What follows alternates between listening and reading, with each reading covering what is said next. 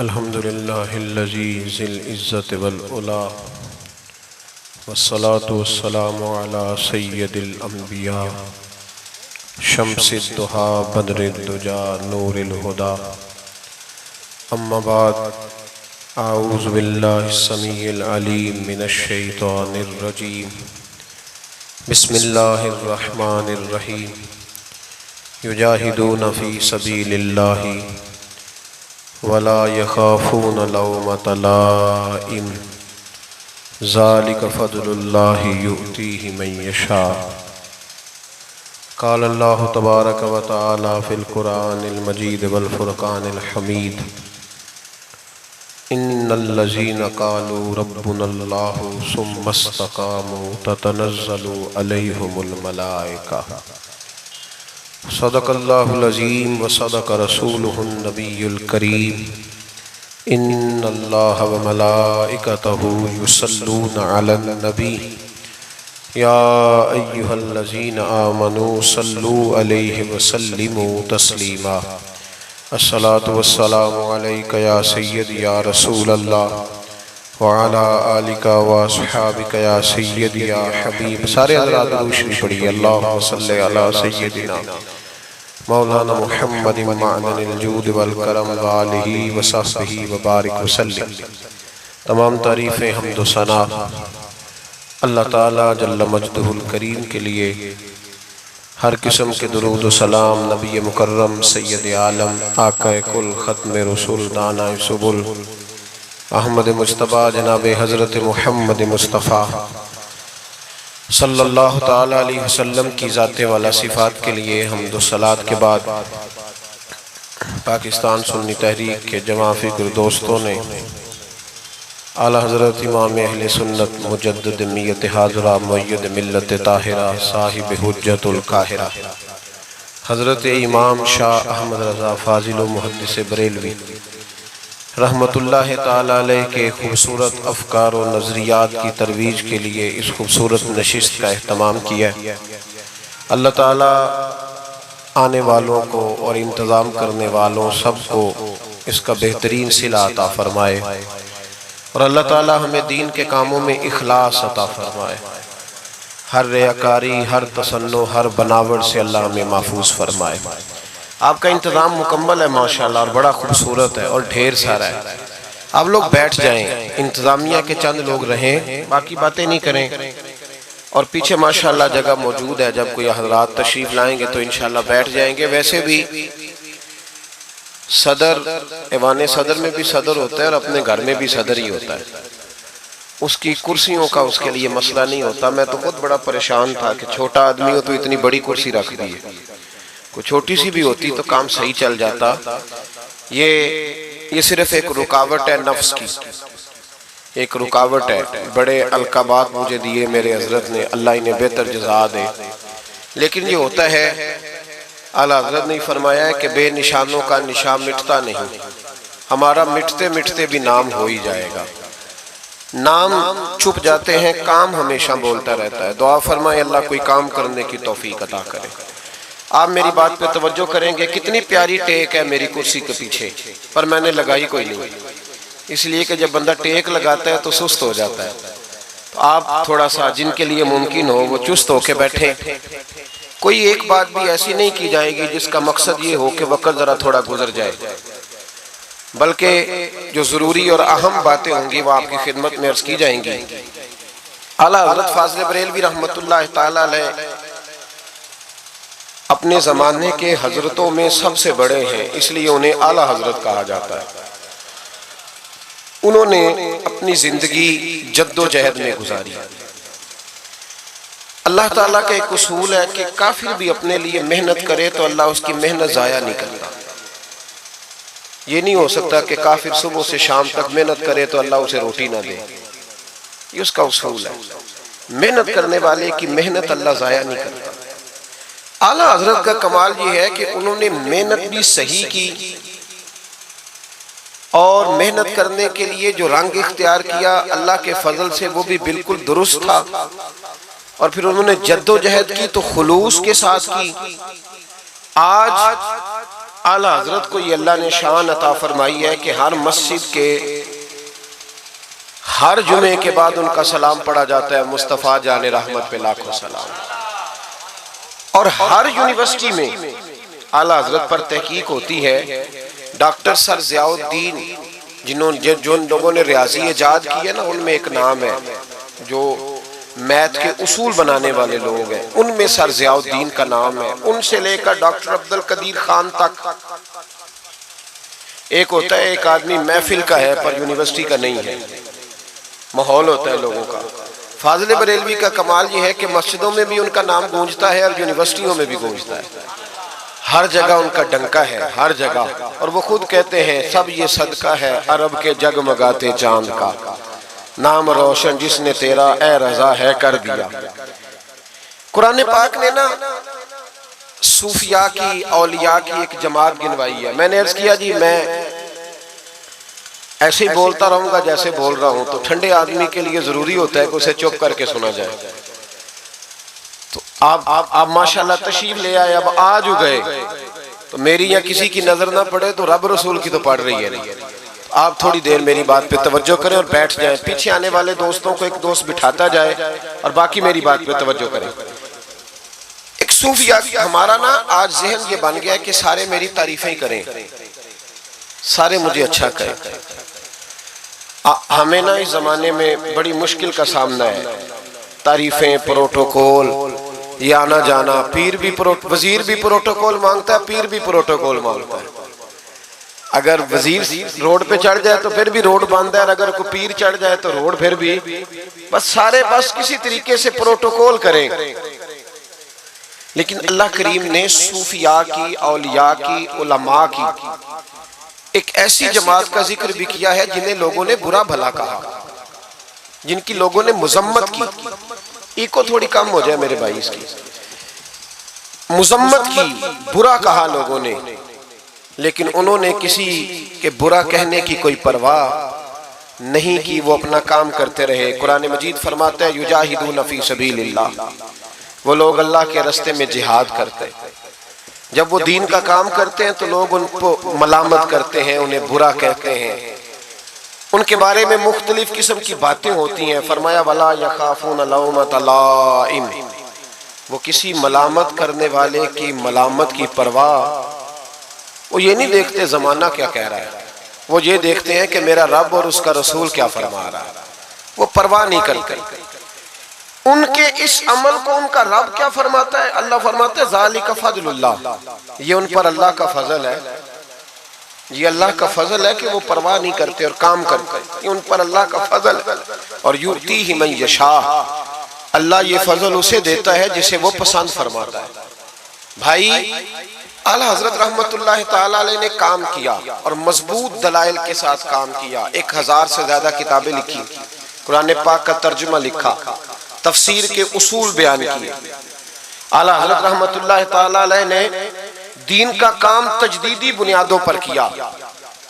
उन्होंने दोबारा मुझे गुजारिश करनी पड़ रही है, अगर हो सके साउंड थोड़ा सा, मैं साउंड वाले को भी ज्यादा काम नहीं बताता, मुझे डर लगता है।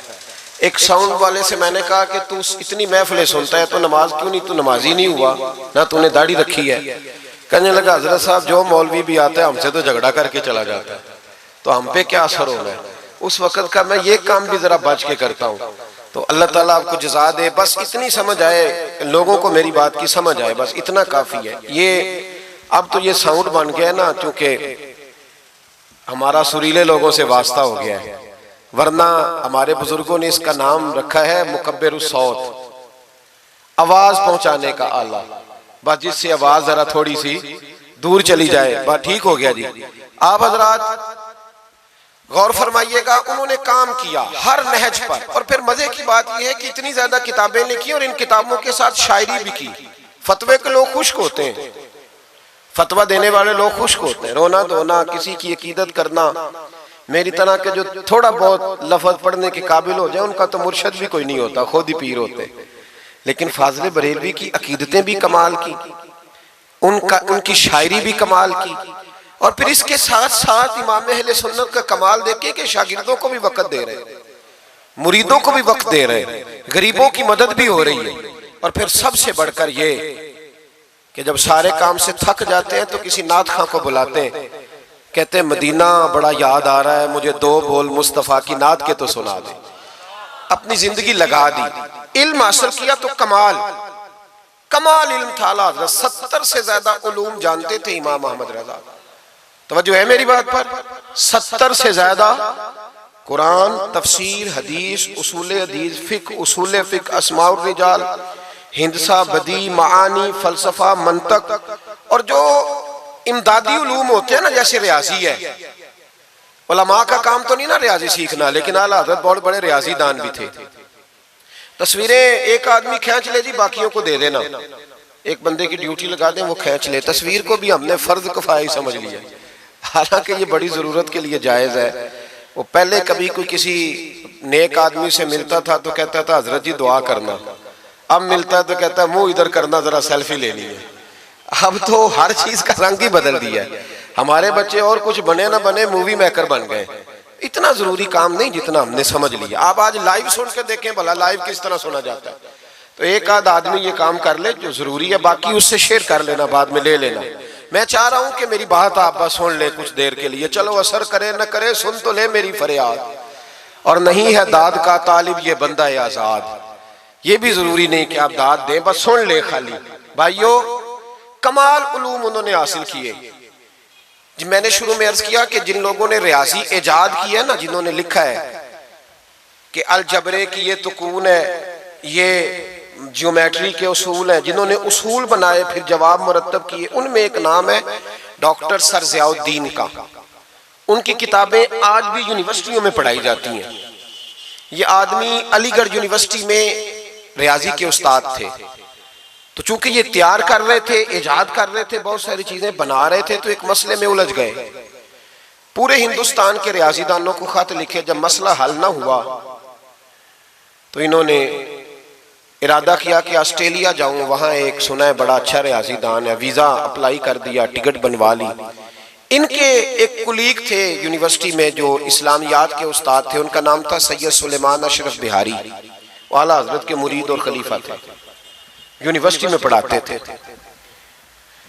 तो उनसे मुलाकात हो गई सरे रात, तो कहने लगे शाह जी मैं एक मसले में उलझ गया हूँ रियाजी के, मेरे लिए दुआ करना। तो शाह जी वर्कर आदमी थे, वर्कर बंदे का काम होता है बंदे को काबू करना। शाह जी कहने लगे क्या मसला है? कहने लगे रियाजी का मसला है, तो मैं ऑस्ट्रेलिया जा रहा हूँ बस। शाह साहब कहने लगे ऑस्ट्रेलिया बाद में जाना, पहले मेरे पीर से मिल लो। तो जो मौलवियों के बारे में आज लोगों का ज़हन है, उस जमाने में भी वही था कि इनको क्या पता, मौलवी साहब को क्या पता है जी। वो जो बीए कर लेता है वो दरस निजामी के आलिम से आके पूछता है तुम्हारी तालीम कितनी है। वो खुदा के बंदे, इसने दरस निजामी पढ़ा हुआ है, वो कहता है जी मैं दरस निजामी का आलिम हूं। नहीं वो तो ठीक है, पढ़े हुए कितना है भाई, वो क्या बताए तुम्हें, क्या बात करते हैं साहब, बेटे बैठ बैठ शाबाश। तो आला हजरत के पास वो जब कहा ना कि मेरे पीर के पास चले, तो वो कहने लगे सर ज़ियाउद्दीन के मेरे दिल में ख्याल आया कि मौलवी साहब का रियाजी से क्या ताल्लुक, पर जुबान से मैंने नहीं कहा। अच्छा जी टाइम मिलता है तो चलते हैं। कहते शाह जी फिर अगले दिन मिले स्टाफ रूम में, तो कहने लगे चले फिर आला हजरत के पास। मैंने कहा टाइम मिलता है तो चलते हैं। तीसरे दिन फिर चले, फिर मैंने कहा मैं तो इसको बता के मुसीबत ही गले डाल ली है, ये तो जान ही नहीं छोड़ रहा, अब जाना ही पड़ेगा। कहने लगे कल चलेंगे। वो कहते हैं वही सूटेड बूटेड पेंट कोट जो रिवाज होता है कॉलेज के लोगों का, उसी अंदाज में मैं पहुंचा। असर के बाद हम बरेली शरीफ पहुंचे। इमाम अहमद रजा असर के बाद बाहर बैठते थे, एक कप चाय का लेते थे, सूजी के 2 बिस्कुट खाया करते थे। उनकी आदतें, मुझे अल्लाह ने मौका दिया बरेली शरीफ में रहने का, मैंने वो जगह भी देखी है जहां मेरे आला हजरत बैठा करते थे। आला हजरत रहमतुल्लाह ताला अलैह वहां बैठते थे, लोग आते थे। सैयद सुलेमान अशरफ साहब पहुंचे, अस्सलाम वालेकुम हुजूर ये मेरे कुलीग है, रियाजी का एक मसला है। तो आला हजरत ने फरमाया चाय मंगाओ। तो वो सर ज़ियाउद्दीन कहते हैं मेरे दिल में ख्याल था कि 10 मिनट बैठूंगा, मसला तो मेरा हल होना कोई नहीं, तो चलो ये मेरा कुलीग है 10 मिनट बैठूंगा। कहते हैं वो मैंने कागज आला हजरत को थमाया, मेरे हाथ में चाय की प्याली आ गई, इधर देखना मेरी तरफ। कहते हैं 1.5 मिनट लगा।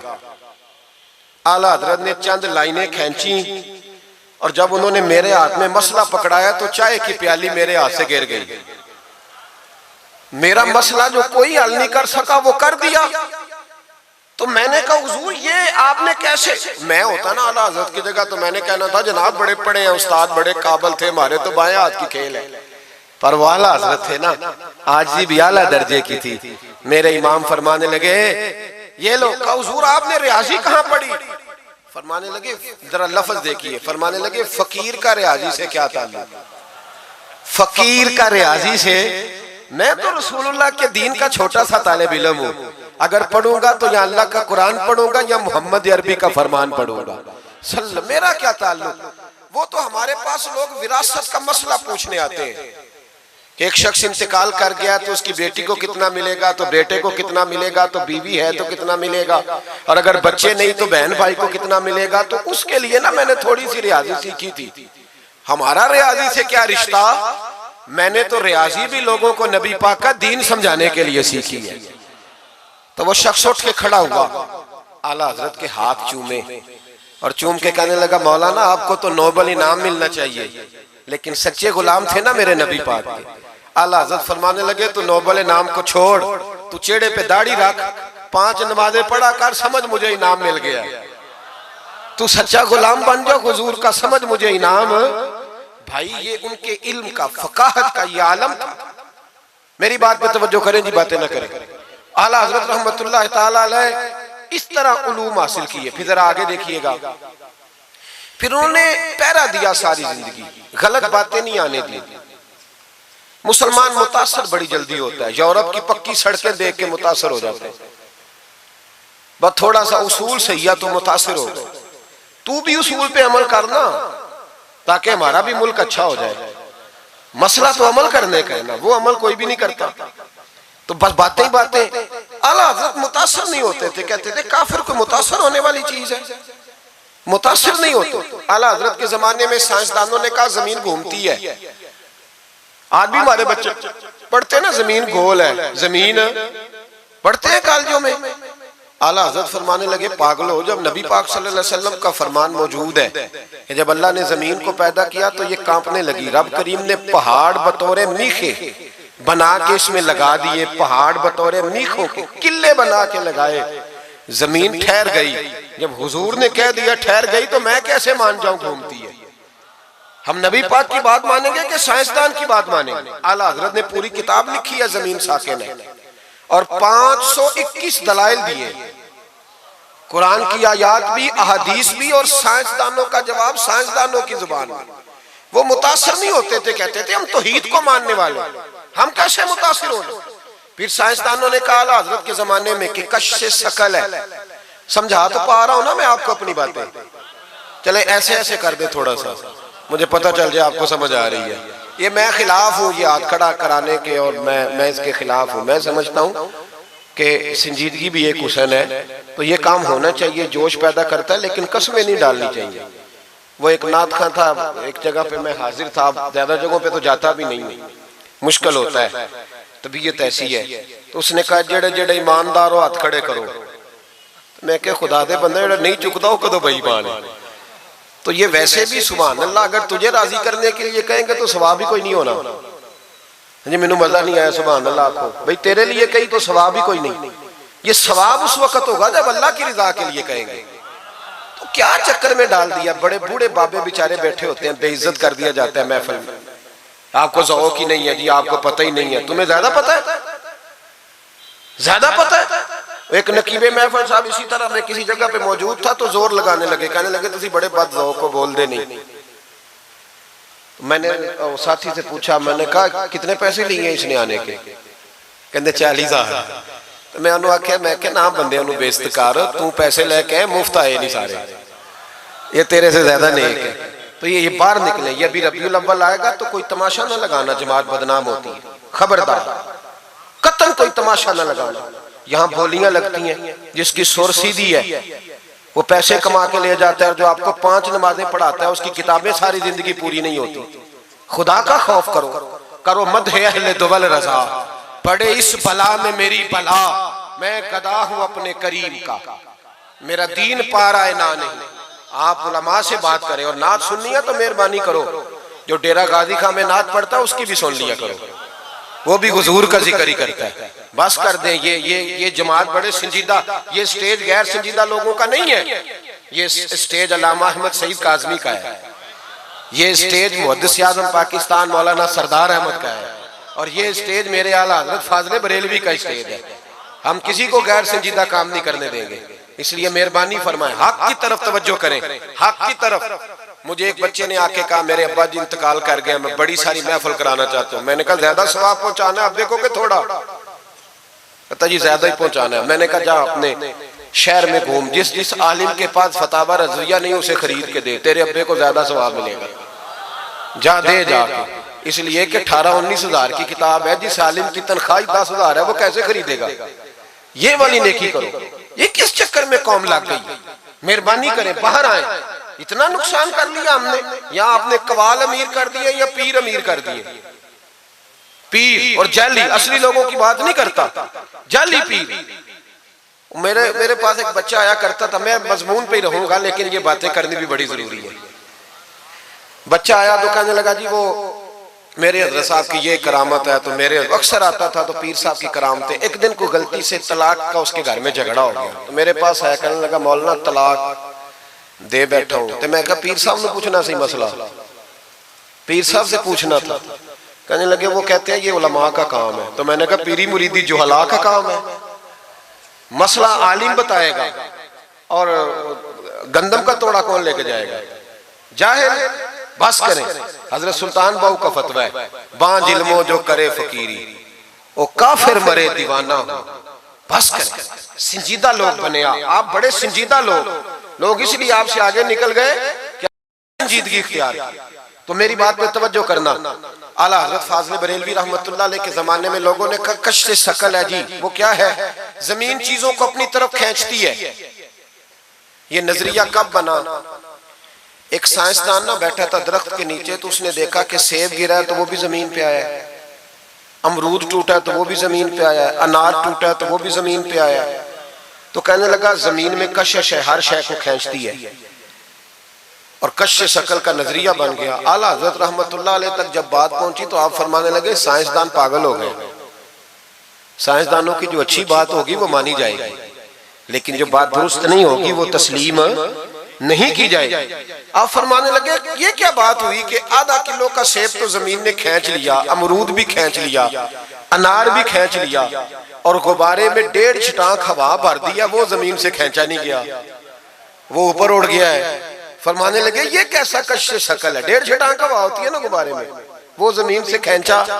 आला हज़रत फरमाने लगे असल कश्श शकल नहीं, असल बात यह है कि हर चीज अपनी असल की तरफ लौट जाती है, हर चीज अपनी असल की तरफ। फरमाने लगे हवा की असल ऊपर है तो गुब्बारा उसे ऊपर ले गया। अनार सेब अमरूद जमीन से पैदा हुए थे तो वापस जमीन पे आ गए, वापस।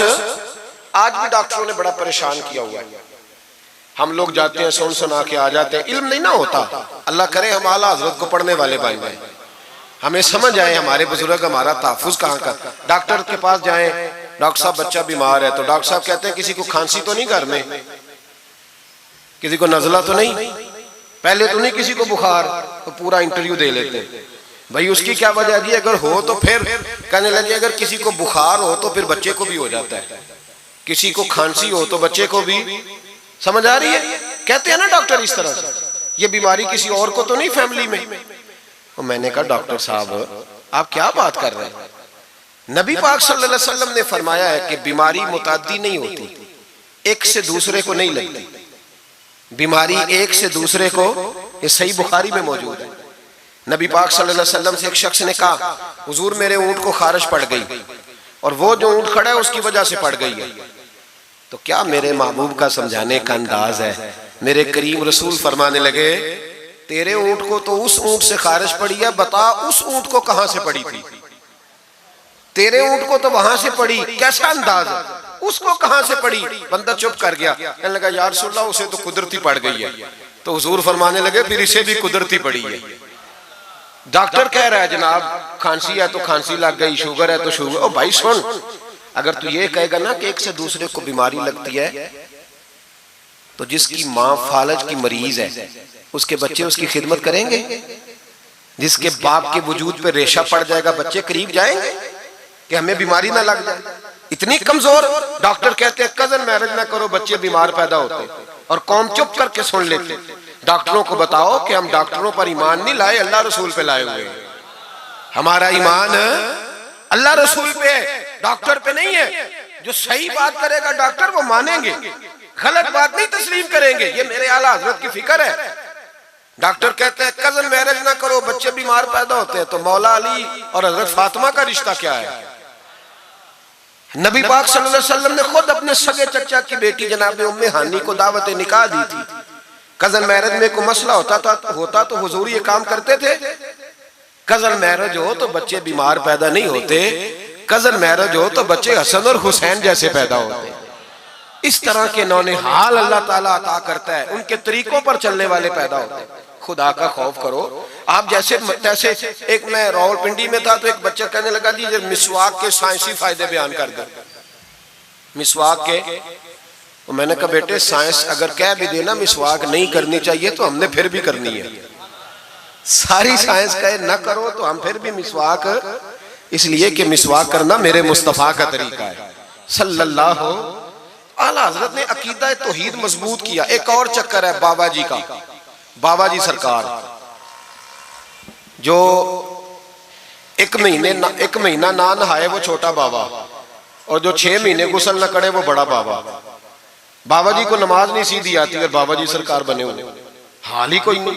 जो अल्लाह के खाते पढ़ गए, और बाबा किस्मत का हाल बता रहा है।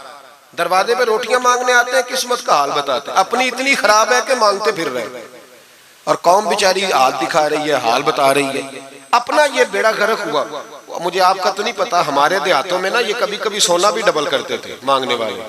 यहाँ भी होता है ये काम जी, वो सोना लाओ जी तुम्हारा सोना डबल कर दे। वो पता तब चलता जब सिंगल भी गायब हो जाता है। बावों के लग गए, फूकों पे लग गई। मुझे एक शख्स करामा सुनाने लगा, कहने लगा मेरे हजरत साहब के पास लोग दूर दूर से दम कराने आते हैं। और मैंने कहा दम कराना जायज है, तवीज देना जायज है, लेकिन मैंने किसी हदीस में नहीं पढ़ा कि कोई बंदा यमन से हुजूर के पास दम कराने आया हो, मिस्र से दम कराने आया हो। दम कराना बिल्कुल दुरुस्त है, हम खुद करते कराते, लेकिन ये असल दीन नहीं। नबी पाक के पास ना कोई शाम से तवीज लेने आया ना दम कराने आया। रसूल पाक के पास तो जो भी आया करता था नबी पाक का दीन ही सीखने आता था। तो दीन की बात कर, दम दुरूद की ना सुना, ये तो ज़िमनी बात है, ये तो ज़ैली बात है। आला हजरत दरवाजे पे खड़े थे, एक बाबा मांगने वाला आ गया। आला हजरत से कहने लगा 10 रुपए दो वरना आपका मकान उलट दूंगा। ये नफसियाती कब्जा कर लेते हैं। तो माँ भी बडेरी कहती है दे दो कहीं वाकई ना उलट दे। आला हजरत ने ये अकीदा नहीं हमें सिखाया कि हम रस्सियों से डरते फिरें। इतना कमजोर ईमान, लोग अपने साये से डरने लग गए। बाबा जी कह गए, और छोड़ बाबा जी के मुंह से कौन सा कुरान हदीस निकलता है, बस कर दे। किस चक्कर में कौम को डाल दिया। आला हजरत रहमतुल्लाह अलैह दरवाजे पे खड़े, फिक्रे रजा से मीनार है ना, तो सुनो फिर फिक्रे रजा क्या है, सुनो फिर। ये रजा के नेज़े की मार है कि अदुब के सीने में गार है, किसे चारा जोई का वार है कि ये वार वार से पार है। आला हजरत रहमतुल्लाह अलैह दरवाजे पे खड़े थे, बाबा जी आ गए, कहने लगे 10 रुपए दो। 10 रुपए का माना उस जमाने में यही था जो आज 10,000 का माना है। 10,000 मांग लिया, कहने लगा दो नहीं तो मकान उलट दूंगा। आला हज़रत फरमाने लगे तू 10 के 20 मांग, मैं देने को तैयार हूँ, पर मकान उलटने वाली बात गैर शरीया, ये वापस ले ले। शरीयत तुझे ये कहने की इजाजत। मेरी बातों की समझ आ रही है आप हजरात को? वो कहने लगा जी मैंने उलट देना है। आला हजरत की वालदा बूढ़ी औरत अंदर से बोली, कहने लगी अहमद रजा दे दो, फकीरों से नहीं उलझते। तो आला हजरत फरमाने लगे अम्मा जो सच्चा फकीर हो मैं तो उसके कदमों में बैठने को तैयार हूं, पैर चूमने को तैयार। हम तो निस्बतों पे मर मिटने वाले लोग, लेकिन बात वो करे जो रसूलुल्लाह की शरीयत इजाजत देती है। जिसकी इजाजत नहीं देती हम वो बात करने की से इजाजत नहीं देंगे। उसने कहा जी मैंने उलट देना है। इतनी बात हुई तो आला हजरत के जो शहजादे थे ना, छोटे मुफ्ती आजम मौलाना मुस्तफा रजा खान साहब, वो मकान की दूसरी छत पर, डबल स्टोरी मकान था, तो ऊपर वाली छत पे खेल रहे थे। उनका पैर फिसला, वो गर्दन के बाल अंदर गिर गए, अंदर से शोर उठ गया, बच्चा गिर गया। बच्चा वो फकीर भी सीधा हो गया, देखा ना नहीं ना पैसे दिए, तो शहजादे गर्दन के बाल गिरे ऊपर वाली मंजिल से। लेकिन सुन्नियों किधर खो गए मैं और आप? मेरे आला हजरत का अकीदा सुनो। फाजिल बरेलवी अंदर नहीं गए, हालांकि हुजूर अलैहिस्सलाम का फरमान मौजूद है कि औलाद आदमी को बुज़दिल कर देती है, औलाद के हाथों बंदा कमजोर हो जाता है। अंदर नहीं गए, वहीं खड़े रह के कहने लगे अम्मा मेरा एक बेटा है, मेरा 1000 भी हो तो मैं सारा नबी पाक की शरीयत पे कुर्बान कर दूंगा, लेकिन किसी भावे की मैं गलत बात मानने को तैयार है। आला हजरत की जुबान से ये लफ्ज निकले तो साहबजादे उठ के दौड़े आए, कहने लगे अब्बा जी जरा इधर तो देखें, मैं दूसरी मंजिल से गिरा हूं पर मुझे खराश भी कोई नहीं आई, मुझे खराश भी कोई नहीं आई, देखे मेरे कपड़ों को मिट्टी भी नहीं लगी। आपके 2-3 मुरीद खड़े थे, कहने लगे हुजूर ये आपकी करामत है। आप फरमाने लगे मेरी करामत नहीं, ये मेरा अकीदा है, तौहीद है, ये मेरे रब पर ईमान है, खराश नहीं आई। अब उस फकीर को फरमाने लगे आला हजरत के तू कहता था मकान उलट दूंगा, चल उलट ना, फिर 10 रुपए नहीं लेने, उलट। चुप कर गया तो आला हजरत, लोग कहते हैं मौलवी साहब के पास क्या है? जिसके सीने में रसूलुल्लाह का दीन है उसके पास कुछ नहीं, तो फिर किसी के पास भी कुछ नहीं। हाँ जिम्मेदारी से कह रहा हूं, किसी के पास कुछ नहीं। अगर जिसके सीने में कुरान और सुन्नत का नूर है, अगर उसके पास ही कुछ नहीं। सुनो, आला हजरत ने अपना जूता उलट दिया, फरमाने लगे अगर ताकत है तो मेरा जूता सीधा करके दिखा। तो मकान उलटने की बात करता है ना, पंजाबी का एक शेर है, आपकी समझ में आ गया तो ठीक है, ना आया फिर भी ठीक है। वो एक पंजाबी के दरवेश कहा करते थे, इट सिट ते पखड़ा कुआर गंदल, असी और भी बूटियां जानने हैं। पता है हमें सारे गुरुओं का है, चलो करामत ना दिखाएं तो बात अलग है, पर खबर हमें है। फरमाया चलो सीधा करो, उसने पूरा जोर लगाया पर जूता सीधा, पसीने आ गए तो कहने लगा जी मैं माफी मांगता हूं, आज के बाद ऐसी बात नहीं करूंगा। आला हजरत वली थे तो वली सखी होता है, जेब से हाथ निकालने फरमाया तू 10 मांगता था, अल्लाह 20 लेके जा, लेकिन गैर शरी बात खुदारा बस करो। जो हमें हमारे बुजुर्गों ने नजरियात दिए उन पर कायम रहो। अकीदा रिसालत, आला हजरत के जमाना मुबारका में एक मौलाना ने कह दिया कि हुजूर के बाद भी कोई नबी आए तो खत्म नबूवत में फर्क नहीं पड़ता। तवज्जो है मेरी बात पर? इधर देखो मेरी तरफ। आला हजरत ने पता क्या जवाब दिया? आला हजरत फरमाने लगे तू कहता है आ जाए तो फर्क नहीं पड़ता, हम कहते हैं आए क्यों हुजूर के बाद? हमें जरूरत ही कोई नहीं, हमें कोई हुजूर ने कमी छोड़ी, हमें हाजत ही नहीं, आए क्यों? आला हजरत ने फतवा कुफ्र दिया। एक मौलाना उठे तो कहने लगे जैसा इल्म नबी पाक को है वैसा जानवरों पागलों सबको है। फिर वो कहने लगे मेरी बात का ये मतलब था, वो मतलब था, सच्चे दिल से, बड़े ठंडे दिमाग से। देखिए मैं कोई ऊंचा नहीं बोल रहा, कोई जोश में नहीं हूं। देखो एक बंदा कहता है जैसा इल्म नबी पाक को मिसाल देता है कि ऐसा अताई इल्म तो जानवरों पागलों सबको हासिल है। वो कहता है मेरा ये मतलब है, मेरा वो। हमारा सवाल ये है कि तुझे ये बात कहने की जरूरत क्या है? बोले है कोई जरूरत? नहीं तुसी बोल दे नहीं यार, हाँ तो कर दे, है कोई जरूरत? भाई मतलब जो बात में बयान करना है कि ये मतलब था तो वो मतलब था, तो ये बात कहनी चाहिए, क्यों कही?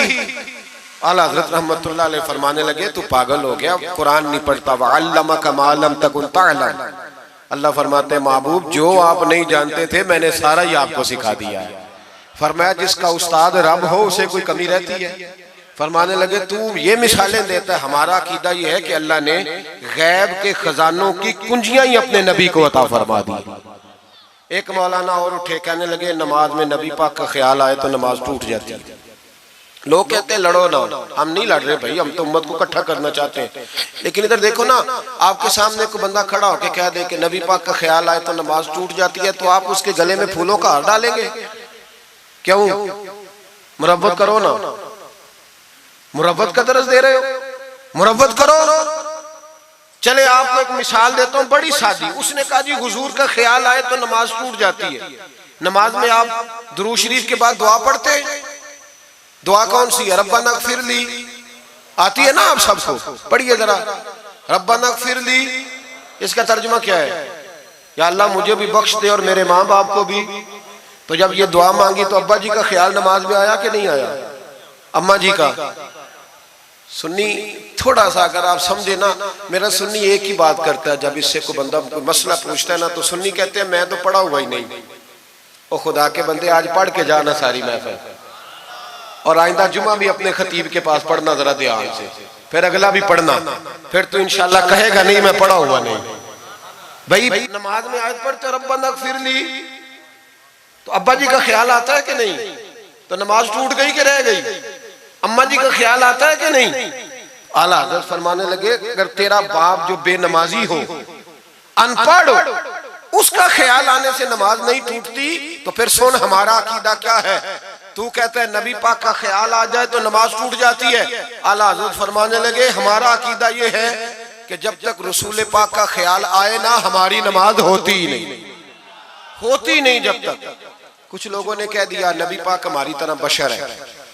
ओ भाई देखो ना, आज खबर मिली है कि हॉलैंड ने फिर से खाके शाया कर दिए। इधर देखो मेरी तरफ, ये नामूस रिसालत का मसला 100 साल पहले आला हजरत ने समझाया था और फरमाया था दुश्मन अहमद पे शिद्दत कीजिए, मुल्हिदों से क्या मुरव्वत कीजिए, शिर्क ठहरे जिसमें ताजीम हबीब, उस बुरे मजहब पे लानत कीजिए।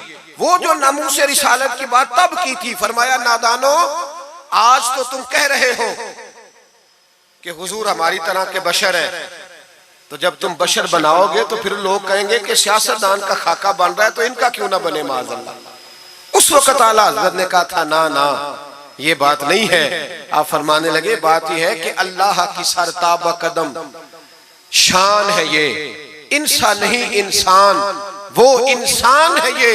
कुरान तो ईमान बताता है इन्हें और ईमान ये कहता है मेरी जान है ये।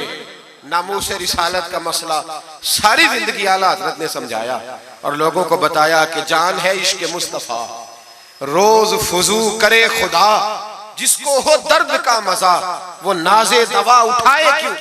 आला हज़रत मौजूद थे मदीना शरीफ में।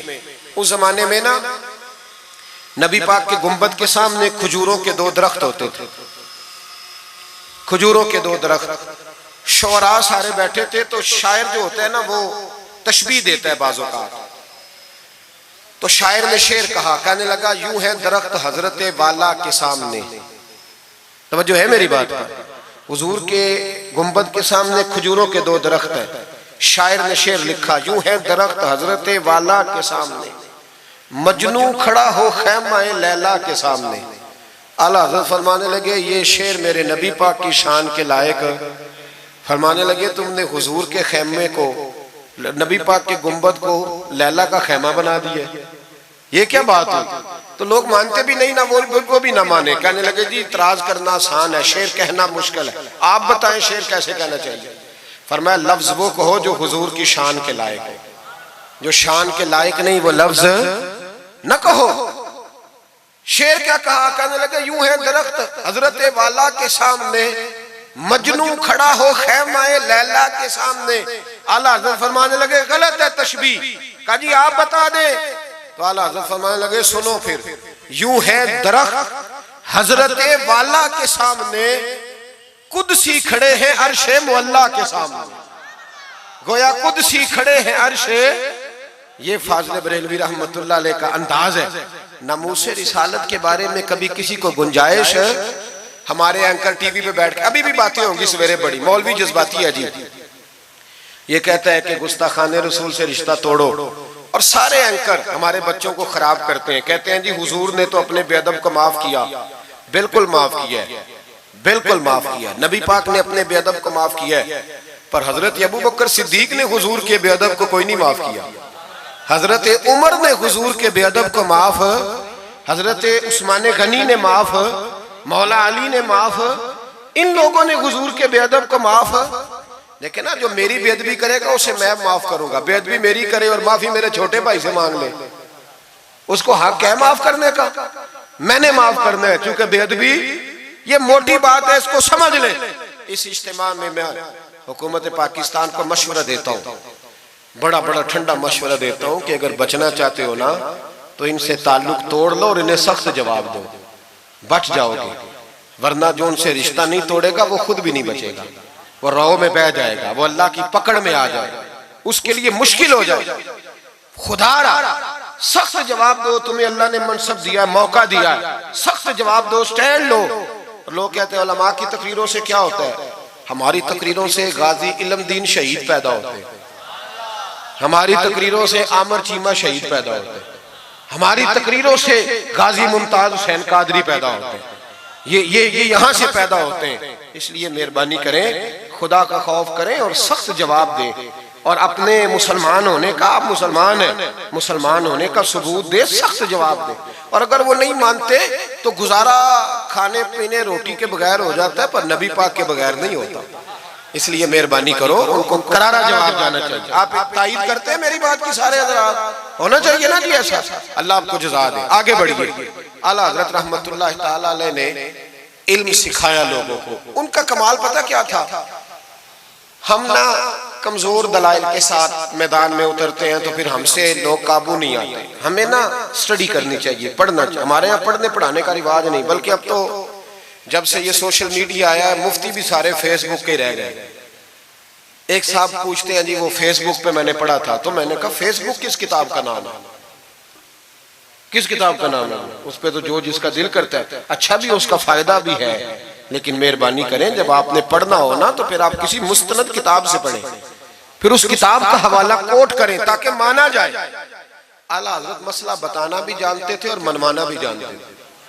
उनकी किसी किताब का कोई जवाब, और जब जवाब नहीं होता तो बंदे गालियां देते हैं, और जब सामने वाला गुस्से में आ जाए तो समझो उलझ गया है। अब दलाइल कोई नहीं तो अब गुस्सा करके भागना चाहता। आला हज़रत का एक फतवा है, मेरी बातों की समझ आ रही है आप हज़रात को? पीछे वाले जरा कम कम हाँ ना कर रहे हैं, आ रही है जी आप हज़रात को समझ? माशाल्लाह कोरम भी पूरा हो गया आपका, थोड़ी तवज्जो करें मेरी बात पर। आला हज़रत रहमतुल्लाह तआला अलैह का एक फतवा है। आला हज़रत का फतवा है कि जुमे की जो दूसरी अजान है ना, बाज़ मस्जिदों में खतीब के सामने होती है। फरमाया खतीब के सामने नहीं देनी चाहिए, बाहर दरवाजे पे देनी चाहिए। आला हज़रत का फतवा है। अब मेरी बात भी जरा ठंडे दिल से सुन लें। अगर कोई खतीब के सामने देता है तो अजान उसकी भी हो जाती है। समझ आ रही है? सुबह रटा ना डाल देना अपनी मस्जिद में जाके कि जी उन्होंने तो ऐसे कहा है तो आप ऐसे करते हैं। लोग अपनी इरादा होता है ना लड़ाई करने का, तो बहाना कोई और बना लेते हैं। तो आप कोई किसी का प्रोग्राम हो तो मेरी बात सामने रख के लड़ाई ना करे। जिस मस्जिद में खतीब के सामने भी जुमे की दूसरी अजान होती है, अजान वहां भी बोलिए हो जाता है। आला हज़रत का फतवा है कि बाहर देनी चाहिए। पूरा रिसाला लिखा है आला हज़रत, और आप दलील ये देते हैं, आप फरमाते हैं कि खतीब तो आया बैठा है, बाहर अजान पढ़ो ताकि बाहर किसी के कानों में जाए कि टाइम हो गया है। खतीब को सुना रहे हो, वो तो आया है। उस पर दलाइल दिया आला हज़रत ने, क्योंकि फुरोई मसला है, इख्तलाफ का हक रखते। जबलपुर में आला हज़रत चले गए तो वहाँ कुछ मौलाना हज़रात ऐसे थे जो नाराज हो गए, कहने लगे जी हम 50 सालों से ऐसे ही कर रहे हैं, इन्होंने नया फतवा दे दिया। उन्होंने आला हज़रत पे मुकदमा कर दिया। ये कुछ लोग कहते हैं ना जी मुझे 40 साल हो गए, आप आज बात बता रहे हैं। तो भाई इल्म का ताल्लुक तजर्बे से नहीं होता कि 40 साल का बंदा तजर्बा कर ले तो नमाज सही हो जाती है। उसके लिए नमाज सीखनी पड़ती है, याद करनी पड़ती है। तजर्बे का ताल्लुक इल्म से, वो सीखना पड़ता है। आला हज़रत रहमतुल्लाह ने फतवा दिया कि बाहर अजान पढ़ो। एक आदमी ने मुकदमा कर दिया, कचहरी चला गया कि देखें जी इन्होंने आके नया मसला छेड़ दिया और हमारे खिलाफ फतवा दे दिया। आला हज़रत फरमाने लगे किसी के खिलाफ नहीं दिया भाई, मैंने तो मसला पूछा तो बता दिया। हर बंदा कबूल करने की सलाहियत भी नहीं रखता। हक कबूल करने के लिए भी दरिया जितना दिल चाहिए, कबूल करना भी बड़ा मसला है। उसने मुकदमा कर दिया अंग्रेज की अदालत में, अगरचे जज मुसलमान था। और आला हज़रत कभी अंग्रेज की अदालत नहीं जाते थे, फरमाते थे अदालत वो होती है जहां अदल होता है, इसको कचहरी कहते थे। और कभी नहीं गए थे अदालत। फरमाते थे जब निज़ाम मुस्तफ़ा अलैहिस्सलाम नाफिज होगा फिर जाएंगे। मुखालिफिन ने मुकदमा कर दिया। वो जो सामने आवाज देता है ना जज के, फुला बिन फुला हाजिर हो, हमारे यहाँ तो उसे अदरी भी कहते हैं, हाकर भी कहते हैं, आप पता नहीं क्या नाम देते हैं उसको, क्या कहते हैं जी उसको यहाँ, चले जो भी है, नुमाइंदा कह लें आप जज का, मैं तफसील में जाता नहीं। उसको कहा जाता है ना फुला बिन फुला को बुलाओ। समझ आ रही है आप हज़रात को? आला हज़रत का मुरीद था वो बंदा। जब पता चला ना उसके जज के पास मुकदमा है तो आला हज़रत ने बुला के उसे सारी बात समझा दी। वो मुखालिफिन जब कचहरी पहुंचे तो आला हज़रत गए कोई ना, वो कहने लगे देखा वो आया नहीं, हम जज साहब को कहेंगे वो तो अदालत को भी कुछ नहीं समझता, देखो ना नहीं आया, जरा मसाला लगाएंगे। और जल्दी फैसला होगा। जज मुसलमान था, उसने केस सारा पढ़ा, समझ गया कि मसला यह है कि एक मौलाना कहते हैं अजान खतीब के सामने दो, दूसरे कहते हैं वहां दो। जब बारी आई ना उस केस की, केस पढ़ के ना तो अपने उस नुमाइंदे को कहने लगा मौलाना अहमद रजा बिन नकी अली खां को बुलाओ। उसको आला हजरत ने समझाया हुआ था, उसने पता क्या किया, जज के कुर्सी के सामने खड़े होके तो कानों में उंगलियां दे ली, कहने लगा मौलाना अहमद रजा वल्द नकी अली खां हाजिर हो। तो जज कहने लगा वो बाहर जाके कहने लगा जी यही बात तो मेरे आला हजरत फरमाते हैं, यही तो वो कहते हैं कि उन बाहर जाके कह, खतीब तो आया बैठा है, यही तो वो कहते हैं, यही तो मसला है। तो वो जज उसी वक्त कहने लगा उनको आने की कोई जरूरत नहीं, वो जो भी कहते हैं सही कहते हैं, मसला उनके हक में। मुल्के सुखन की शाही तुमको रजा मुसल्लिम जिस सिमत आ गए हो सिक्के बिठा दिए। ये कमाल था इमाम अहमद रजा फाज़िल बरेलवी। बात कहनी भी आती थी और बात मनवानी भी, मनवा ली अपनी बात। वो उलमा भी बड़े काबिल थे, उन्होंने रुजू कर लिया, कहने लगे जी आपकी बात अकलन भी ठीक है, नकलन भी ठीक है, लिहाजा हम मानने को। पीलीभीत में आला हजरत चले गए। आला हजरत का फतवा है कि मुरीदनियों का पीर साहब से पर्दा वाजिब है जी, याद रहेगा आपको। और आला हजरत का ये फतवा है कि किसी बुजुर्ग की कब्र पे जाना है तो 4 हाथ दूर खड़े रहना है, करीब नहीं जाना। तवाफ करना हराम है कब्र का। बोसा लेने में भी इख्तलाफ है। आला हजरत फरमाते हैं मेरा मसलक ये है कि बोसे से भी बचो। मेरा नजरिया यह है कि बोसा 4 हाथ दूर खड़े रहो। 4 हाथ यहां तक होते हैं, चले आप बालिश कर ले, 4 बालिश दूर खड़े रह के फातिहा पढ़ो। किसने मलंगों को इजाजत दी है कब्रों पे माथा टेकने की, जब आला हजरत मना कर रहे हैं? सारा कुछ उनके खाते में डाल देते हो जिन्होंने सारी जिंदगी लोगों को मना करने में गुजार दी। मैं कभी कभी कहा करता हूं मेरे आला हजरत बड़े मजलूम है, बड़ा जुल्म हुआ, हर ऐब उनके खाते में डाल दिया गया, हालांकि वो पहरेदारी करते रहे नबी पाक की शरीयत। फरमाया दूर खड़े रह के फातिहा पढ़ो। और आला हजरत से किसी ने कहा था मैं बुजुर्ग के मजार पे कई दफा आया हूं, फैज नहीं मिलता। आप फरमाने लगे तुम मजारों पे गैर शरई हरकतें करते हो। तो बाबे तो तुमसे नाराज हो गए अल्लाह के वली, वो तुम्हारे ऊपर फैज की निछावर कैसे करें? तुम तो उनको तंग करते हो, गैर शरई हरकतें करते मजारात। लेकिन बस मौज है लोगों की, लगे हुए। मेहरबानी फरमाएं, तवज्जो करें। आला हजरत रहमतुल्लाह अलैह को एक शाह जी थे पीलीभीत के रहने वाले, उन्होंने जलसे पे मदऊ किया, आप तशरीफ ले गए।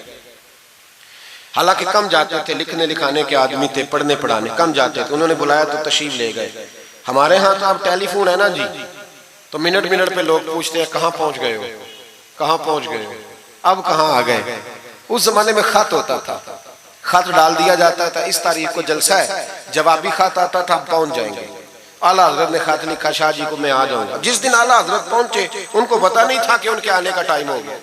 आला हजरत पहुंचे तो शाह साहब, शाह जी उनका लकब था बुजुर्गों का, वो शाह जी ना मुरीदनियों के बीच बैठे तावीज़ लिख रहे थे। आपको पता है मुरीदनियां ही ज्यादा नजराना देती हैं तवीज़ का, मुरीद तो पूरा पूरा देते हैं, इसलिए उनका पीर ज्यादा अमीर होता है। तो वो तवीज़ लिख रहे थे, मुरीदनियां बैठी थी दाएं बाएं। आला हजरत जैसे ही पहुंचे नजर पड़ी, अब तो बड़ी मुसीबत है, कोई रोकने वाला नहीं। अब तो जाली पीर की सदारत में लोग जलसा कर लेते, उसे तस्दीक हो जाती है। इतने बड़े मुफ्ती बैठे थे मेरे जलसे में, हमने अल्लाह रसूल का दिया खाना है, तो खुदा का खौफ करना चाहिए, रसूलुल्लाह के दीन से वफा करनी चाहिए। गलत आदमी की कभी सपोर्ट ना करें, वरना नबी पाक को क्या मुंह दिखाएंगे। मेरे आला हजरत रहमतुल्लाह ताला अलैह जब पहुंचे, शाह जी को देखा मुरीदनियों में बैठे तो वापस आ गए। लोगों ने कहा वो तो आला हजरत तो जा रहे। आला हजरत रहमतुल्लाह अलैह जा रहे थे, शाह जी को पता चला, वो दौड़े आए, आके कहा हुजूर लोग देख रहे हैं, कहां जा रहे थे? मैं वापस जा रहा हूं। कहने लगे कुछ तो ख्याल करें, लोग क्या सोचेंगे। आला हजरत के हाथ में छड़ी थी, जोर से जमीन पे मारी, फरमाया जो नबी पाक की शरीयत का ख्याल नहीं करता मैं उसका ख्याल करूं, जो शरीयत का ख्याल नहीं करता उसका ख्याल करूं। शरीयत का बस समझ लेंगे जुमला, जो शरीयत का ख्याल ना करे कभी उसका ख्याल, और जो शरीयत का ख्याल करे उसके पैरों में बैठे रहो, उसकी नौकरी करो, उसकी ड्यूटी करो, उसकी गुलामी करो, लाजमी करो। वो शाह जी ने एक दलील दी, कहने लगे हुजूर ये जो मुरीदनियां होती हैं ये बेटियों की तरह होती हैं। तो आला हजरत फरमाने लगे तरह ही होती हैं, बेटियां तो नहीं ना होती। और फिर दलील देखो, आला हजरत की दलील कितनी आला है।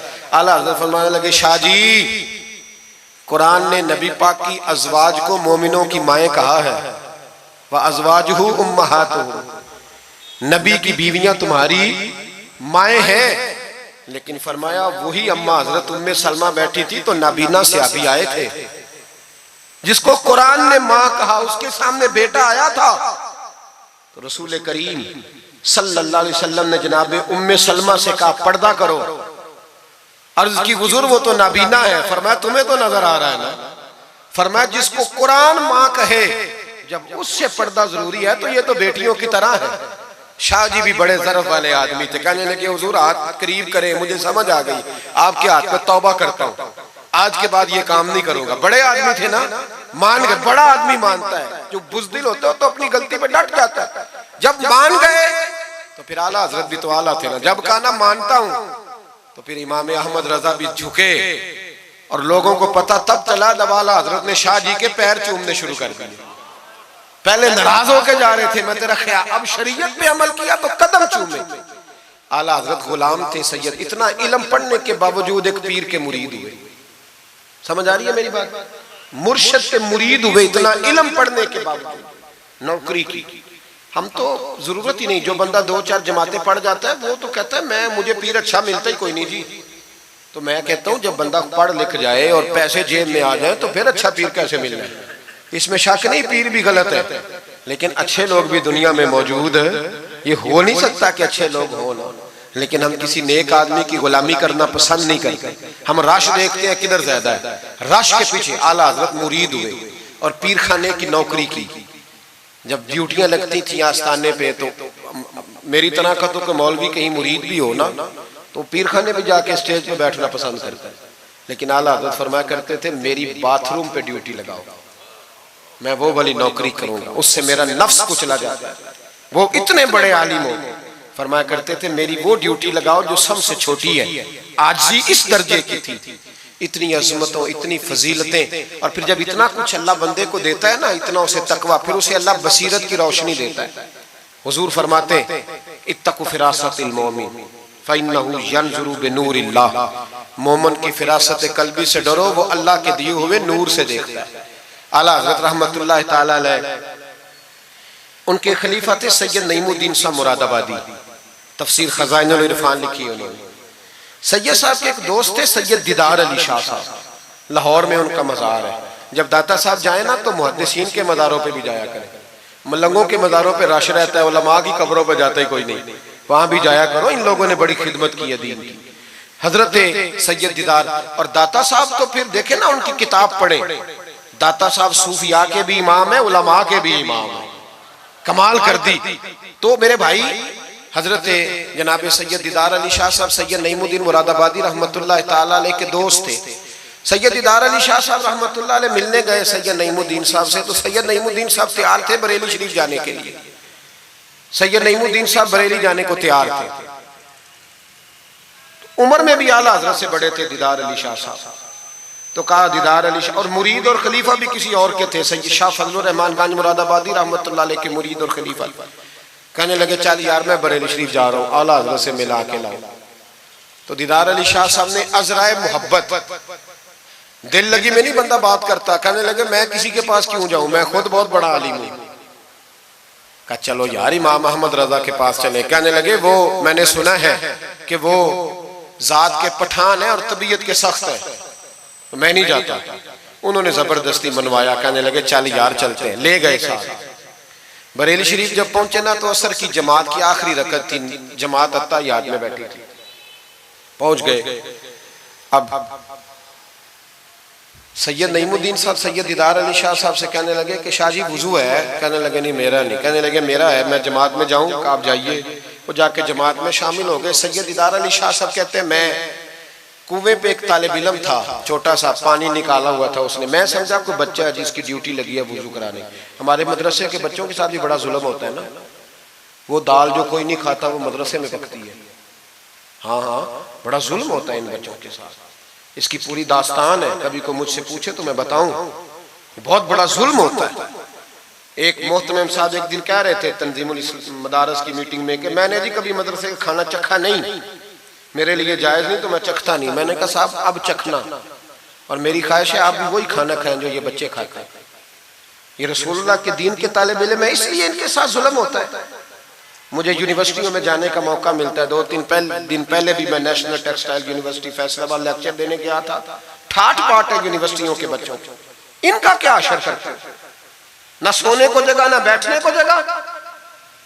वो जो शोर वाले नाथ खां थे वो पुजारों में घूमते हैं, और ये नबी पाक के दीन के तालिब इल्म रात की दाल पड़ी है तो कहते हैं थोड़ा पानी डाल के इसको खा लो। ये जुल्म इनके साथ करते हो। और फिर मैं बड़ी तकलीफ से बात करने लगा हूं।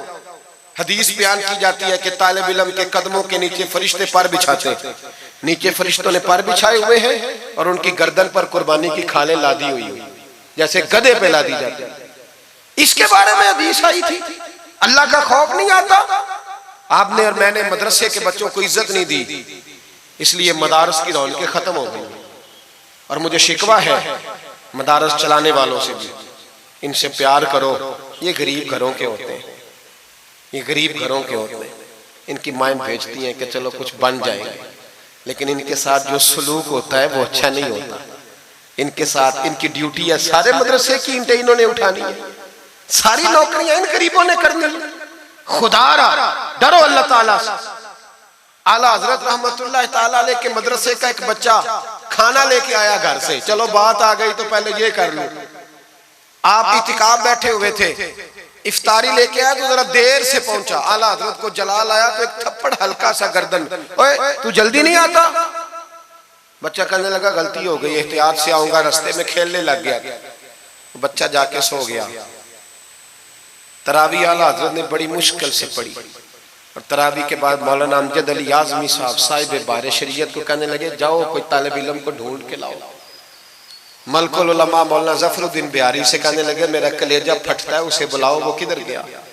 उसकी क्या गलती थी? बच्चा छोटा था। ढूंढो। सारी रात उलमा ढूंढते रहे, तालिब इल्म छोटा था।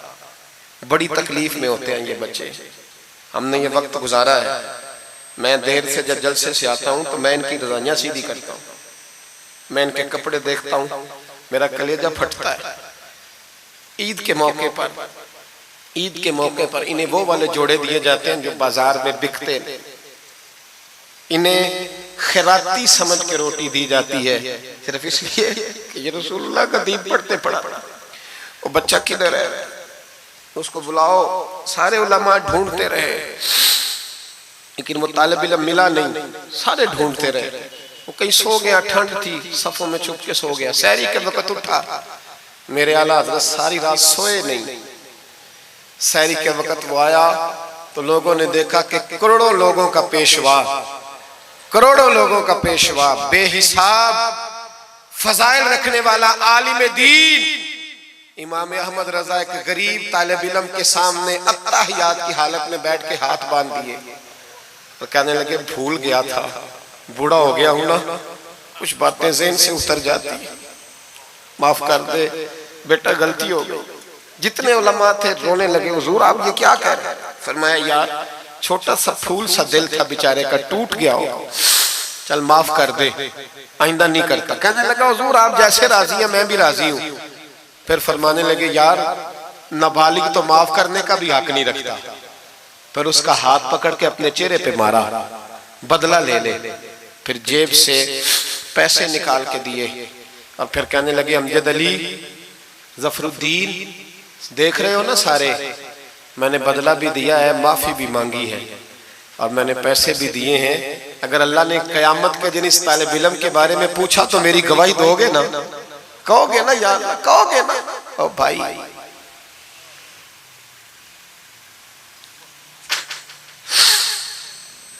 कमाल था मेरे आला हज़रत रहमतुल्लाह। आलिम वो होता है कि जिसके पीछे 4 गाड़ियां आगे और 4 पीछे हो, पीछे हट जाओ, पीछे हट जाओ, वो मुर्शिद होता है।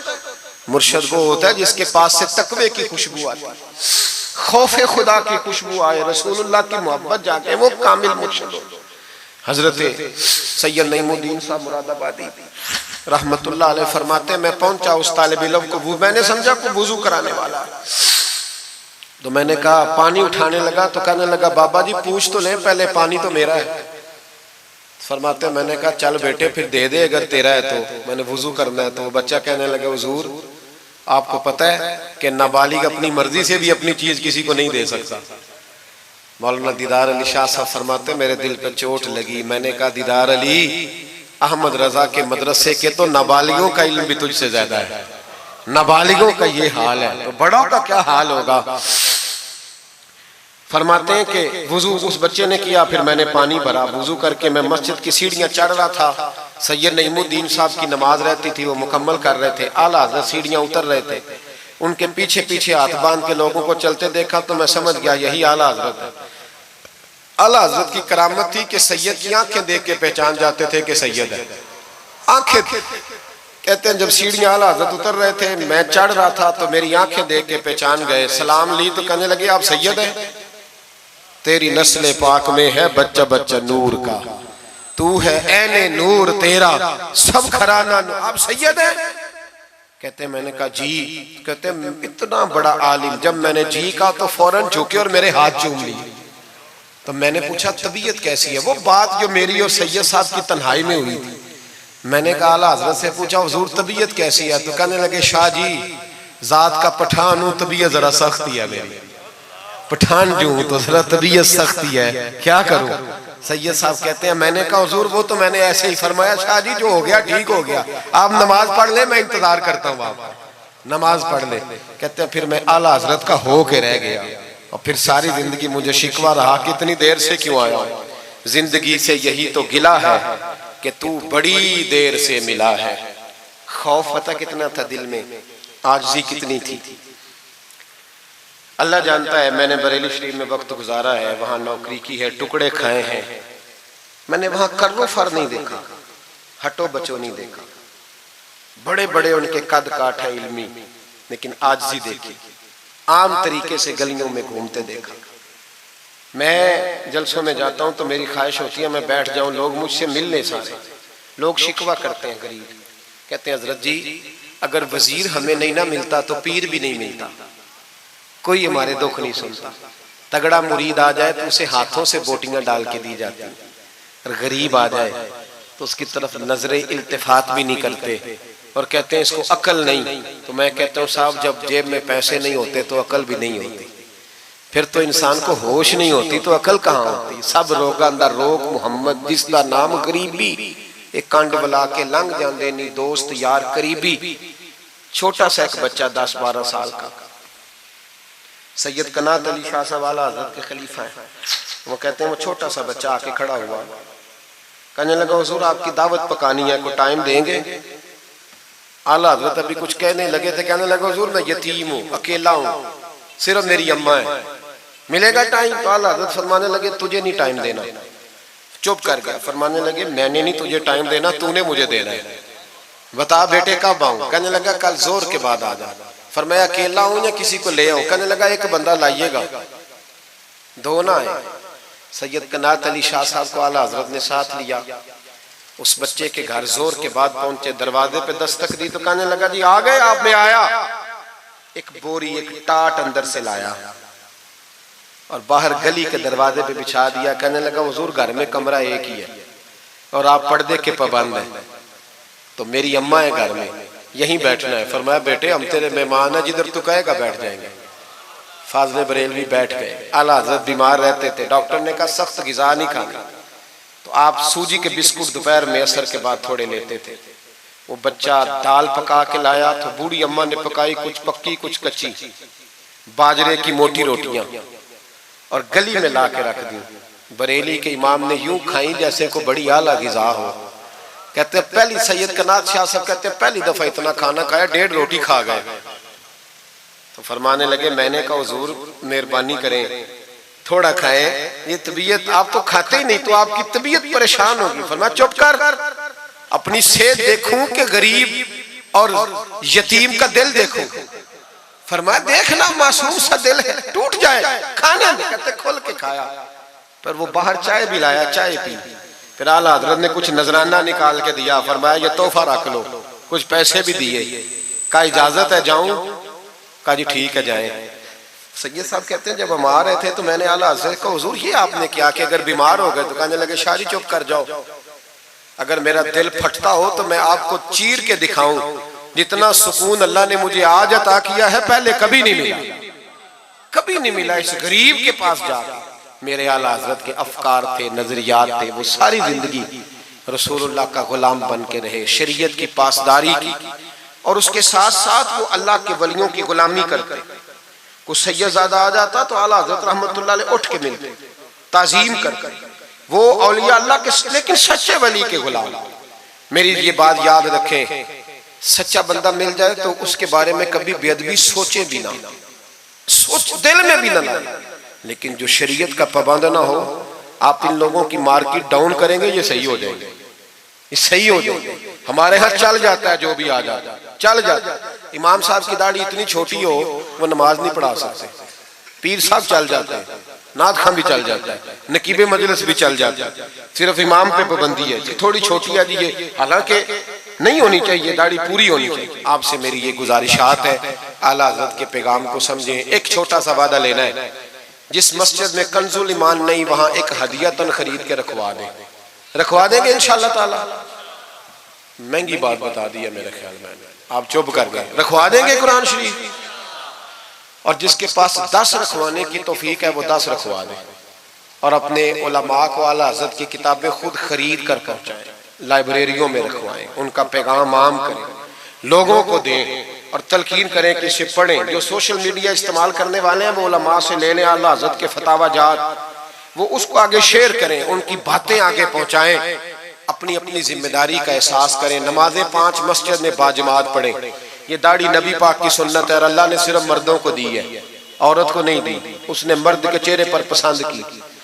नबी सारे दाढ़ी वाले, सहाबा सारे दाढ़ी वाले, अहले बैत सारे, औलिया अल्लाह सारे। जो लोग कहते हैं ना नेक होके रखनी है, उनके लिए मशवरा यह है कि दाढ़ी रख लो, नेक हो जाओगे इंशाअल्लाह ताला। दाढ़ी नेक बना लो, और जिसने रखी है ना वो भी अपनी मर्जी की ना रखे, नबी पाक की मर्जी की रखे।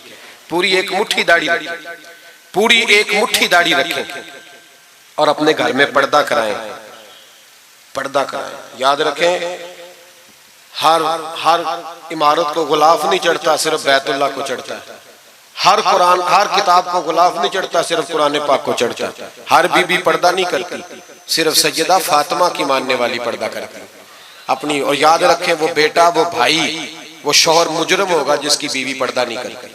खुदा रहा, ये आला हज़रत का मिशन है, पैगाम है।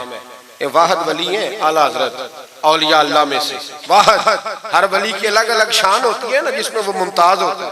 जनाब सिद्दीक अकबर सदाकत में बात, हालांकि सखी भी बड़े, एक शान इन्हें इनफिरादी मिली आला हज़रत। आला हज़रत की ज़ौजा अपने दौर की बहुत बड़ी वलिया थी, और बाकायदा पढ़ी हुई नहीं थी, लेकिन इतनी शनासा हो गई थी कि आला हज़रत कहते किताब उठा के ला तो किताब ले आती, फलानी किताब लाओ ले आती।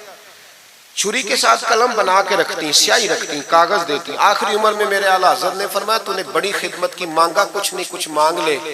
तो अम्मा जी उठ के करीब बैठ गई, कहने लगी कुछ देना है ना तो मेरी बख्शिश की दुआ कर दे। अंदाज देखो, बीवी, बाहर लोग तकरीरें सुनते हैं, घर वाले किरदार देखते हैं, इसलिए घर वालों को मुतासिर करना, जरा वो किरदार देखते हैं, वो तकरीर नहीं ना सुनते, किरदार देखते हैं। आला हज़रत ने फरमाया मैं तेरे लिए दुआ करूं, तो कहने लगी मैंने जलवतें और खलवतें सारी देखी हैं, मैंने दुख और सुख आपके साथ बिताए हैं, मैंने आपको हर हाल में रसूलुल्लाह का गुलाम देखा है। तो इतने सच्चे आदमी से दुआ कराऊंगी तो अल्लाह जरूर मेरी बख्शिश फरमाए। ये किरदार था। मुझे कहा गया कि मैं अपने पीरो मुर्शद हजरत सैयदना व मुर्शदना हुजूर ताजुल शरिया शहजादा आला हजरत हजरत शेखुल इस्लाम वल मुस्लिमीन मुफ्ती अख्तर रजा खान साहब रहमतुल्लाह अलैह के बारे में कुछ कहूँ। न मेरी हैसियत है, न मेरी औकात है, न मेरे लफ्ज़ों में इतनी ताकत है। ये तो कुछ ड्यूटी लगी हुई है तो कुछ बात कर लेते हैं। हुजूर ताजुल शरिया आला हजरत के पड़पोते थे। अजहर यूनिवर्सिटी में तालीम, बड़े बाप के बेटे होने के बावजूद बाकायदा तालीम हासिल की और अजहर यूनिवर्सिटी को टॉप किया। एक अजमी ने जाके अरबियों से ज्यादा नंबर हासिल किए और फिर वापिस आए तो पूरी दुनिया में दीन का काम किया। कई जुबानों में आपकी किताबें, करोड़ों लोग आपके मुरीद थे। मेरी तरह के कई लोग बाहर दरवाजे पे खड़े रहते थे कि चलो उस रास्ते में बैठने का मौका मिल जाए जहां से उन्होंने गुजरना है। कई लोग अल्लाह ने तौफीक दी मुझे कुछ देर उनके पास बैठने की, कुछ उनसे सीखने की, कुछ पढ़ने की, उन्होंने मेहरबानी फरमाई तो वहां भी बुलवाया, ये भी उनका विशाल हुआ है। करोड़ों लोगों ने नमाज जनाजा पढ़ी है, करोड़ों लोगों, करोड़ों। और इंडिया की मीडिया ये कहता है कि हमें समझ नहीं आई कि करोड़ों लोग आए हैं पर पत्ता भी कोई नहीं टूटा, पत्ता भी कोई नहीं टूटा। 50,000 आदमी इकट्ठा आ जाए ना आपके डीजी खां में तो पकौड़े भी खत्म हो जाएंगे ना, लेकिन वहां करोड़ों लोग आए, पता नहीं रोटी किसने दी, खाना किसने खिलाया। बड़े बाप के बेटे थे लेकिन खुद भी बहुत बड़े थे, सारी जिंदगी रसूलुल्लाह का दीन फैलाया। दुआ करना अल्लाह ताला हमें उनके तरीकों पर चलने की तौफीक अता फरमाए। मैं दुआ करता हूँ जो कुछ मैंने अर्ज किया अल्लाह उसे कबूल फरमा ले, जहाँ हम भूल गए अल्लाह हमसे दरगुजर फरमाए।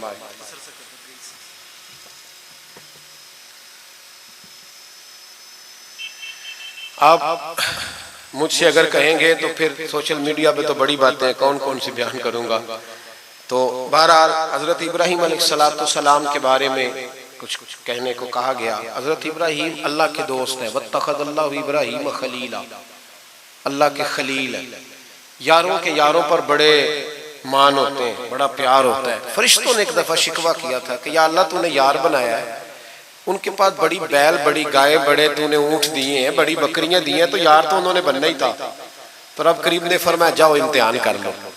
तो एक फरिश्ता आके ना फसल में बैठ गया, जैसे बड़ी फसल होती है ना कमाद की, तो वो जिक्र करने लगा अल्लाह ताला का, कोई भी जिक्र, सुबहान अल्लाह व बिहम्दिही सुबहान अल्लाह, मुख्तलिफ रिवायतों में मुख्तलिफ लफ्ज में। हजरत इब्राहीम को सुना तो बड़ा मजा आया, तशरीफ ले गए ढूंढते ढूंढते। तू जिक्र कर रहा था, कहाँ? फरमाने लगे फिर जिक्र सुना मुझे मेरे रब का। कहने लगा पहले मर्जी से कर रहा था, अब आपकी मर्जी है तो पैसे लगेंगे। क्या लेगा? कहने लगा सारे ऊंट ले लूंगा। फरमाया तेरे हुए ना इल्मा विच फसा सानू, तू यार दी गल सुना सानू।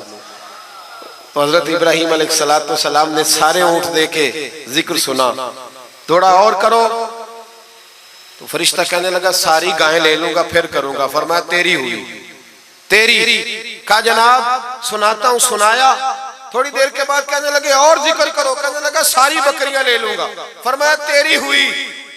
ये जिक्र का भी एक नशा है, यार की बात का भी एक नशा है, ये नात की भी एक लज्जत है। ये जब लग जाती है तो फिर रोज दिल करता है, रोज।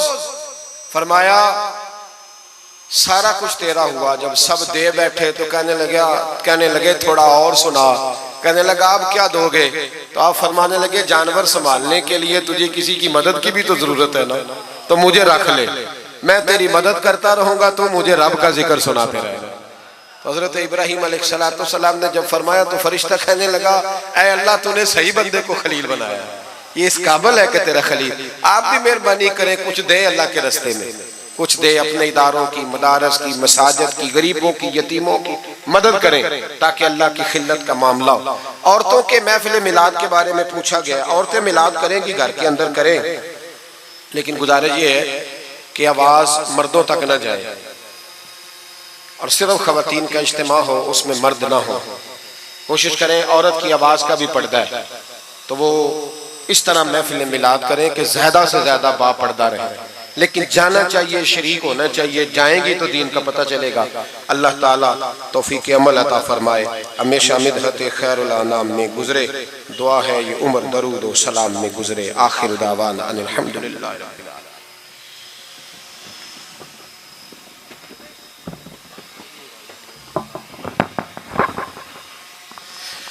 मुस्तफ़ा जाने रहमत पेला कौन सा सलाम शुशैब में हिदायत पेला कौन सा सलाम जब हुआ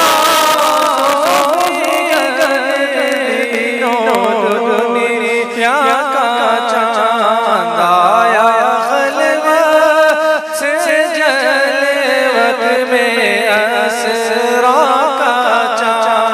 निकला जिस वक्त मसूदे बबरहा का चांद सुहानी घरे चमकाता है बाका चांद उस दिल अफरोज साथ पे लाखों सलाम मुस्तफा जाने रहमत लाखों सलाम किस्साए तू रो मेराज समझे कोई फर्क मतलूब तालिब का देखे कोई बेहोश जलवों में गुम है कोई किसको देखा ये मूसा से पूछे कोई आँख वालों के हिम्मत में लाखों सलाम मुस्तफा जाने रहमत में लाखों सलाम भूखे प्यासों का गम किस कदर दिल में था आ गया साइल का निवाला दिया बादशाह ये शाही तो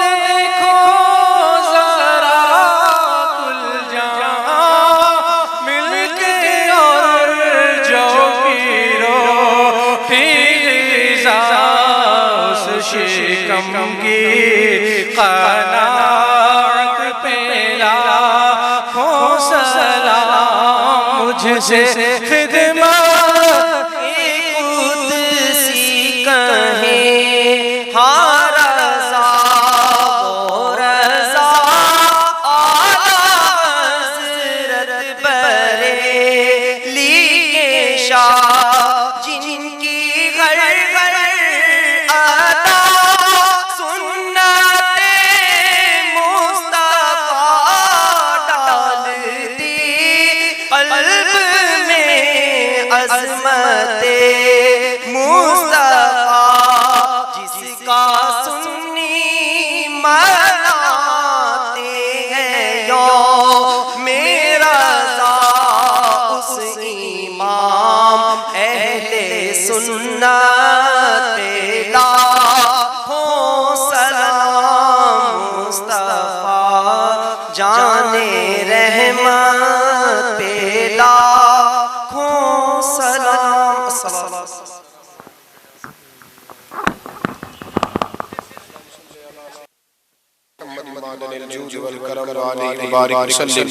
अल्लाह हमारी इस हाज़िरी को कबूल फरमा, हमें दीन के साथ इखलास नसीब फरमा।